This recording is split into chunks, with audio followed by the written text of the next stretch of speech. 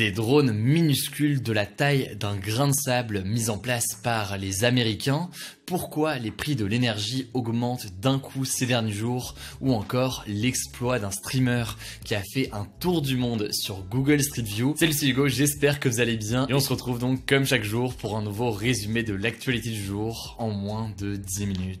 Et on commence rapidement avec un sujet économique intéressant, les prix du gaz nécessaires donc par exemple pour le chauffage et la cuisson, mais aussi les prix de l'électricité augmentent en France et ça pose de vraies questions. En fait, à partir du 1er octobre cette semaine, les tarifs réglementés du gaz augmentent de 12,6% en France. C'est tout simplement la plus forte hausse constatée depuis 2013 et on observe la même chose pour l'électricité. Cette hausse des prix s'explique notamment par un déséquilibre entre l'offre et la demande. Je ne vais pas rentrer dans tous les détails économiques de tout ça, mais en gros, on sort actuellement pas mal de la crise du coronavirus.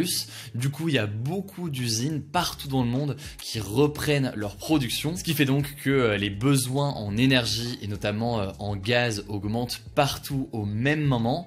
Et le problème donc, c'est que l'offre et la production d'énergie n'a pas pu suivre avec cette demande importante de gaz. Alors pour faire face à cette augmentation des prix qui logiquement pose problème pour beaucoup de Français d'un point de vue économique, eh bien le gouvernement a annoncé ce jeudi une série de mesures, notamment un blocage des prix du gaz jusqu'à la fin de l'hiver ou encore une hausse limitée à 4% des prix de l'électricité qui doit avoir lieu en février. Alors de leur côté, eh bien, les partis d'opposition ont dénoncé des mesures qui arrivent trop tard alors que certaines solutions étaient déjà proposées depuis des mois comme l'élargissement à plus de Français du chèque énergie, donc une aide versée aux plus modestes pour les aider à payer leurs factures d'énergie. Bref, cette hausse de prix pose du coup de vraies questions, vous l'imaginez, certains jugent que la hausse des prix aussi est la conséquence de la privatisation des entreprises qui gèrent l'énergie en France et en Europe. Quoi qu'il en soit, c'est un sujet très complexe, un sujet économique qui est pas évident à suivre. J'ai essayé là de vous présenter les éléments essentiels, mais vous l'imaginez, il y a plusieurs facteurs qui peuvent expliquer tout ça. Si vous voulez plus d'informations, vous le savez, comme d'habitude, pour creuser un sujet, je vous mets des petits liens directement en description. Allez, on continue avec un autre sujet avant de passer aux actualités. En bref, on va parler de drones absolument minuscules qui sont en train d'être mis en place par des chercheurs américains et qui pourraient révolutionner beaucoup de choses. Cette innovation a été présentée dans la prestigieuse revue scientifique Nature.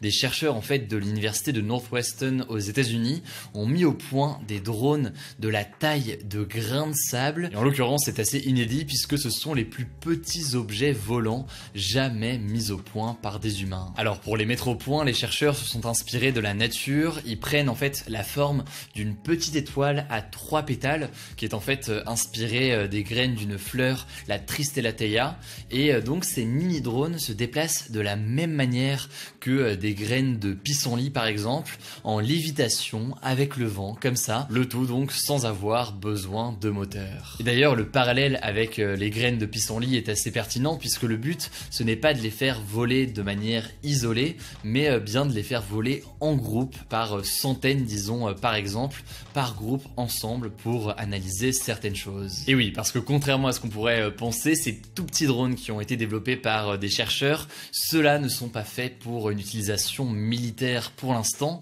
Le véritable objectif en fait de cette colonie potentielle de drones minuscules, ce serait d'analyser la pollution atmosphérique et de détecter tout simplement certaines maladies dans l'air. En effet, chaque drone qui est donc minuscule possède plusieurs capteurs, une mémoire ainsi qu'une antenne, le tout avec l'objectif de pouvoir transmettre des données et chose d'ailleurs assez stupéfiante, eh bien ces drones sont fabriqués dans des matériaux qui sont conçus pour se dissoudre automatiquement dans l'eau. Bref, dit comme ça déjà c'est assez fascinant, mais si on prend en plus un peu de hauteur, eh bien on peut tirer deux conclusions sur ces mini drones. Bon alors la première conclusion assez logique, c'est que les drones se développent de plus en plus dans toutes les tailles, sous toutes ses formes et sous toutes ses utilisations.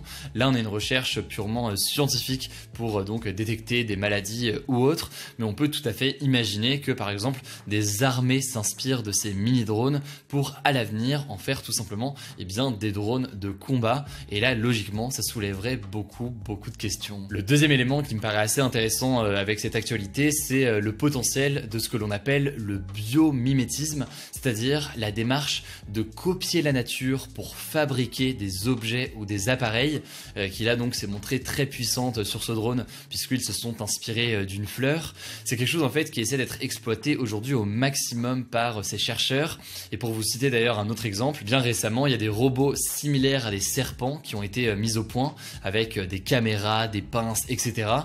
Dans l'objectif d'aller explorer des décombres après un accident, un tremblement de terre ou autre. Bref, vous l'aurez compris, c'est une innovation assez folle qui mène à des questions aussi assez intéressantes. Et donc voilà, ça me semblait pas mal de vous en parler aujourd'hui. Allez, on passe tout de suite aux actualités en bref et on commence avec la loi contre la maltraitance animale en France qui fait l'objet actuellement de nombreuses discussions. En gros, au Sénat actuellement, c'est la droite et notamment le parti Les Républicains qui sont majoritaires et ces sénateurs ont supprimé plusieurs mesures du texte initial, ce qui a logiquement déçu pas mal de défenseurs de la cause animale. Alors parmi les mesures supprimées par les sénateurs, il y a l'interdiction des animaux sauvages dans les cirques et les delphinariums, ou encore l'interdiction pour les animaleries de vendre des chiens et des chats séparés très tôt de leur mère. Du coup maintenant ce qui va se passer, c'est que la loi va repartir à l'Assemblée nationale et ce sont les députés de l'Assemblée nationale qui avaient voté du coup au début un texte avec des mesures plus fortes qui auront cette fois-ci le dernier mot sur ce texte de loi. Du coup évidemment on va vous tenir au courant très vite pour savoir si jamais ces mesures reviennent dans la loi. La deuxième information aujourd'hui, c'est que à partir de ce vendredi, il faudra obligatoirement avoir un passeport pour entrer au Royaume-Uni. En fait avant le Brexit on pouvait entrer au Royaume-Uni simplement avec une carte d'identité française classique, mais maintenant donc tout ça c'est terminé. Il faut donc un passeport et l'objectif des Britanniques derrière ça, c'est de mieux contrôler l'immigration dans le pays et ce notamment parce que les passeports sont beaucoup plus difficiles à falsifier que les cartes d'identité. On part maintenant en Amérique du Sud à Guayaquil, une ville en Équateur où en fait une émeute dans une prison a fait tristement 118 morts. En fait c'est des attaques entre plusieurs gangs qui revendiquent une sorte de contrôle de la prison qui a déclenché ces émeutes et ces affrontements violents ces derniers jours. La police a finalement repris le contrôle tôt ce matin, ce vendredi, de la prison, mais c'était donc d'une très grande violence, d'où ce bilan donc de 118 morts au sein de la prison.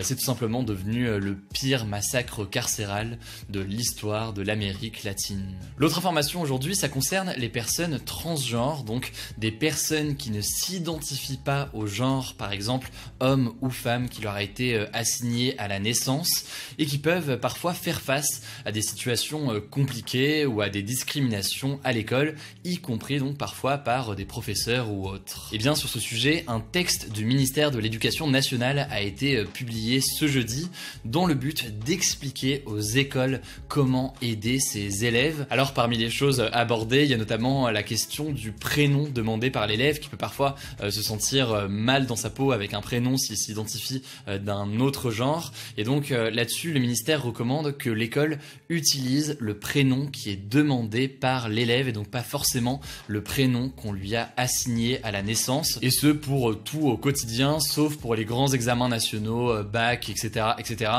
pour lesquels ce serait peut-être trop compliqué pour l'instant à mettre en place selon l'éducation nationale. Bref, c'est une relative avancée pour reconnaître ces situations qui sont parfois méconnues ou mal comprises. Ça me semblait donc assez intéressant de vous en parler aujourd'hui. Allez, pour terminer ces actus en bref et les actus du jour, on termine quand même avec une petite initiative, une bonne nouvelle qui fait quand même plaisir après des actualités parfois un peu tristes. Et aujourd'hui on va parler du streamer Arcunir que vous connaissez peut-être aussi sur Twitter. Il a réussi en fait à faire un tour du monde sur Google Street View, donc en fait avec le système de Street View, afin de récolter des fonds pour l'organisation de protection des animaux 30 millions d'amis.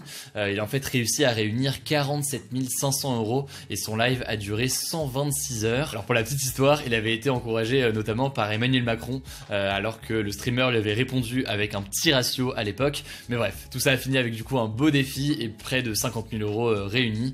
Du coup, bravo à lui. Alors hier, il n'y avait pas de débat, aujourd'hui il y en a un. Faut-il interdire les animaux sauvages dans les cirques? Pour participer, vous cliquez sur la chaîne Hugo Décrypte, vous allez dans l'onglet communauté et à ce moment-là, vous pourrez retrouver donc le débat du jour. Écoutez, c'est tout pour ce nouveau résumé de l'actu en moins de 10 minutes. Ce week-end, pas de vidéo. Du coup, pour vous informer au quotidien de ce qui se passe ce week-end, ça se passe directement sur notre compte Instagram. On poste, vous le savez, les 5 actus du jour qui se lisent en moins de 10 minutes chaque jour du lundi au dimanche. N'hésitez pas du coup à nous suivre sur Insta. Voilà, écoutez, prenez soin de vous, prenez soin de vos proches et on se dit à lundi pour une nouvelle vidéo.